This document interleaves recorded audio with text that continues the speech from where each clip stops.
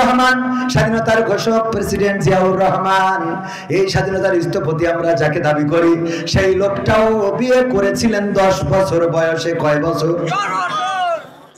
আমি শেখ হাসিনা বলছি, একটা বই পড়েছি, এই আমি শেখ মুজিবের মেয়ে, একটা বই আছে, এই বই আমি আগের প্রধানমন্ত্রী শেখ হাসিনার লেখা, নিজের লেখা বইয়ে পেয়েছি যে 10 বছর বয়সে বঙ্গবন্ধু শেখ মুজিবুর রহমান বিয়ে করেছেন। তাহলে 10 বছর বয়সে যদি আমাদের পিতা বিয়ে করতে পারে, বাচ্চারা বিয়ে করলে অসুবিধা কি?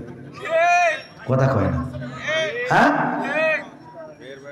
আবার নিজের বিয়ের সময় ঠিকই দাদার ব্ল্যাকমেইল করি যে আব্বা বলি যে ছোট ভাই বিয়ে দিলি হয় না, বলছে তোর এখনো দিলাম না, ছোট ভাই তো বলছে এই কথা তো মুখে নিয়ে আসো না। কথা কি বোঝা গেছে? মানে নিজেরটা বলতে পারছে না, তা বলছে ছোট ভাই আব্বা ছোট ভাই বিয়ে দিলি হয় না, তো বলছে এখনো তো তোরই দিলাম না, তো ছোট বলছে এই কথা তো মুখে রাখাই নিয়ে আসো না, তার মানে ওর বিয়ের দরকার। তো এইভাবে যুক্তি বুদ্ধি করে তো বিয়ে করা লাগে, অথচ বাপের বিয়ে কিন্তু ঠিকই দাদার সাথে লাইন ঘাট করি তাড়াতাড়ি করে ফেলেছে। বলে যে প্রতিষ্ঠিত, কিসের প্রতিষ্ঠিত? বিয়ে করার পরে প্রতিষ্ঠিত হবে। কথা কয় না? গরুর কান্দে জল তুলে দিয়ে দেখেন টানতে পারে কিনা। গরু যে ষাঁড় গরু, এড়ে গরু আমাদের আঞ্চলিক ভাষায় আপনারা কি বলেন?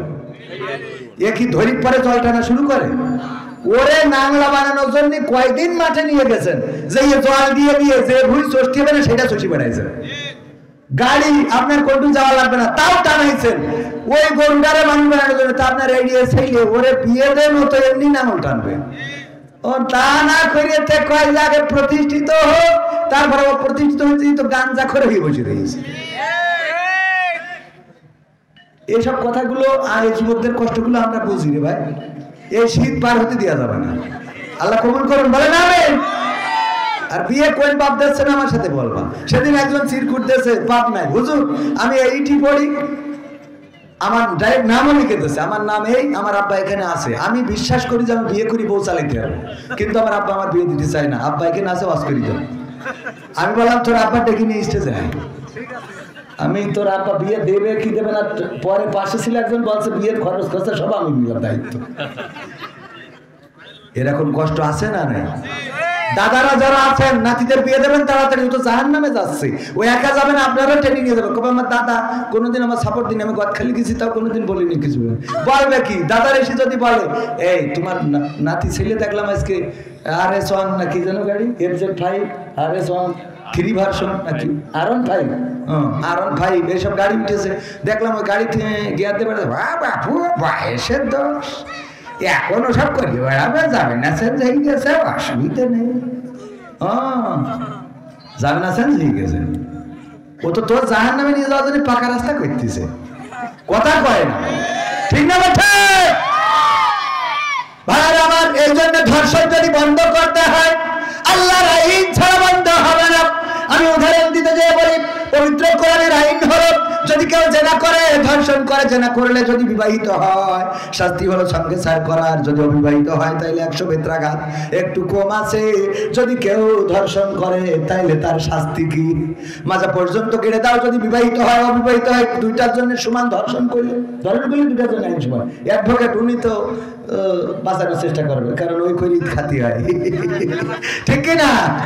কে যত লাভ তত।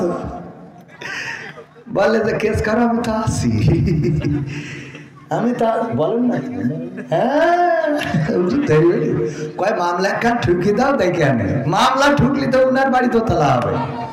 যাই হোক বাইরে আমার, তো এই যে মামলা অ্যাডভোকেটরা পক্ষে লড়াই করবে, সব করবে, কিন্তু কোরআনের আইন যখন কায়েম হয়ে যাবে, প্রমাণ হয়ে যাওয়ার পরে মাজা পর্যন্ত কেড়ে দাও। কবির বিন সামাদ প্রমাণ হয়ে গেছে, 4 জন সাক্ষী প্রমাণ পাওয়া গেছে, ধর্ষণ করেছে, জেনা করেছে, মাজা পর্যন্ত কেড়ে ইট পাথর মারবে, সবাই থাকবেন। এই যে ক্যামেরা দেখেন কতগুলো, এখানে প্রায় 100 ক্যামেরা, এই 100 ক্যামেরা এরা ভিডিও করবে। আজকে এখানে যত দর্শক আছে তার থেকে ক্যামেরায় ভিউজ বেশি না কম হবে? অনেক বেশি, lakh lakh million million views হবে। তো ওরাও দেখবে যে কবির বিন সামাদকে কিভাবে দেশ মারা হয়েছে। তো এইটা যখন হয়ে যাবে, এটা দেখার পরে লাইলাতুল ফেব্রুয়ারিতে পুরো দেখবেন দেশ ফাঁকা ফাঁকা, ঠিক না? ঠিক।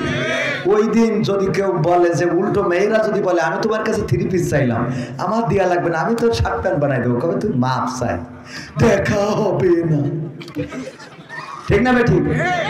কারণ কি? কারণ যদি অ্যাক্সিডেন্ট করে ফেলি, বলা যায় না মেশিনের কথা, যদি অ্যাক্সিডেন্ট হয়ে যায় তাইলে শাস্তি কি?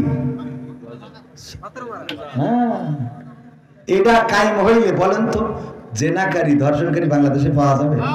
ধর্ষণের বিরুদ্ধে কথা বলে কিন্তু কার্যকারী পদক্ষেপ নেয় না, কারণ যারা এর বিরুদ্ধে কথা বলে ওরা আবার এই কাজেই জড়িত।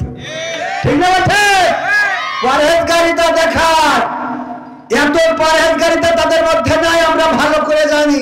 দেওর ভাবির সাথে ভাই থাকে মালয়েশিয়ায়, ভাই আডা পি মালয়েশিয়া, ডিয়া পি মালয়েশিয়া, ভাবি আডা ডিয়া কাছাও ডিয়া মিয়া ভাবিলা, হ্যাঁ আডা পাহাঙ্গান সেপা সেপা ডুলু ডুডু মালয়েশিয়া আডা ওরা, হ্যাঁ আডা লা তেনো সানা আডা lagi ada banyak orang Monirampur miya orang ada dudu Malaysia, saya tahu lah alhamdulillah অনেকেই আছে মালয়েশিয়ায়, এই মনিরামপুরের লোক আছে এবং মনিরামপুরের বড় বড় ব্যবসায়ী রয়েছে, এমনকি সেকেন্ড হোম নিয়ে আছে মনিরামপুরের সন্তান আমাদের খায়রুল ভাই, পরিবার নিয়ে তো আছে হ্যাঁ অনেকেই আছে আলহামদুলিল্লাহ।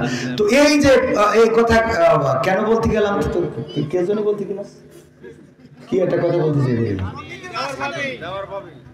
হ্যাঁ দেওয়ার ভাবি, ও মালয়েশিয়ায় থাকে, এই যে দেখেন আমি ভুলে গেছি, ও ভাবির সাথে লাইন করে ফেলেছে, 3টের সময় গেছে, আমার ভাইরা খোঁজ রেখে রেখে একদিন যেই আটকাইছে, পিছনে একটা বেড়ার ভাঙাচোরা জায়গা ছিল, বেরোইছে জায়নামাজের পাটিতে বসে, জায়নামাজের পাটিতে সিজদায় পড়ে রয়েছে, ঘরের দিকেতে উঠাইছে, এই ওর সিজদাতে বলছে আমি এখন আসমানে 7 আসমানে চলে গেছি রে, সিজদা দিয়ে আমার টেনে তুলছা মানে কি, আমি তাহাজ্জুদে বলছি তুই তাহাজ্জুদ এটা তো জানি, তুই তো আল্লাহ এটাও মানি, তুই তো পরহেজগার, কিন্তু তোর স্যান্ডেল ভাবির খাটের তলে কেন?